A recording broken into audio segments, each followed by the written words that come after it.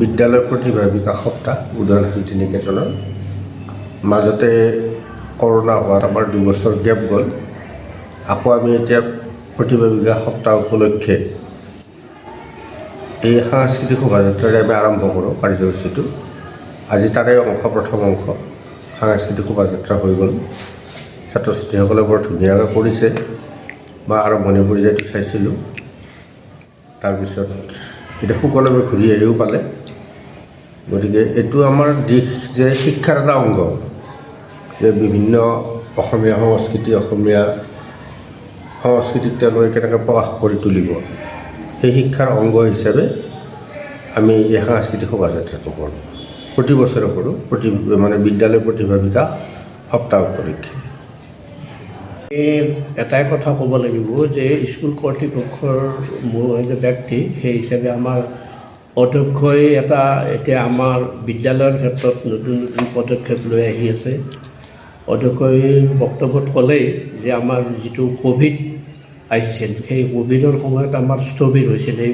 আমাৰ প্ৰচেষ্টা এনেকুৱা সাংস্কৃতিক শোভাযাত্ৰা আগতেও চলি আছিল, কিন্তু মাজতে ৰৈ যোৱাৰ কাৰণে অলপ হৈছে। এতিয়া সকলোখিনি শিক্ষকক প্ৰিন্সিপালে দায়িত্ব দিয়াৰ বাবদ এটা সুন্দৰ পৰিৱেশৰ সৃষ্টি কৰা বুলি আমি অনুভৱ কৰিছোঁ।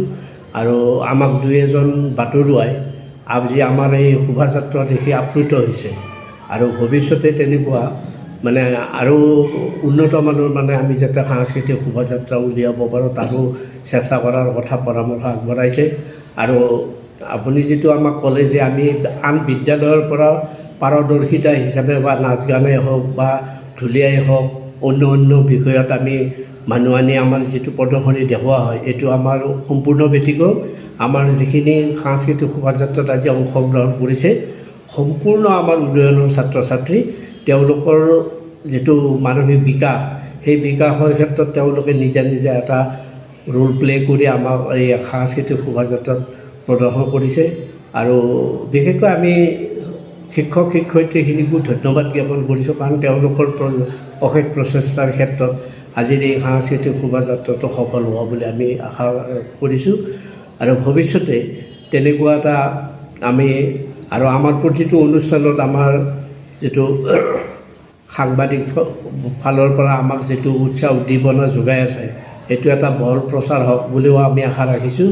আমাৰ বিদ্যালয়ৰ যাতে বিকাশটো বাহিৰতো যাতে প্ৰচাৰ হয়, তাৰো আমি কামনা ৰাখি আৰু আপোনালোকক ধন্যবাদ জনাই আৰু বিদ্যালয়ৰ ভৱিষ্যত মংগল কামনা কৰি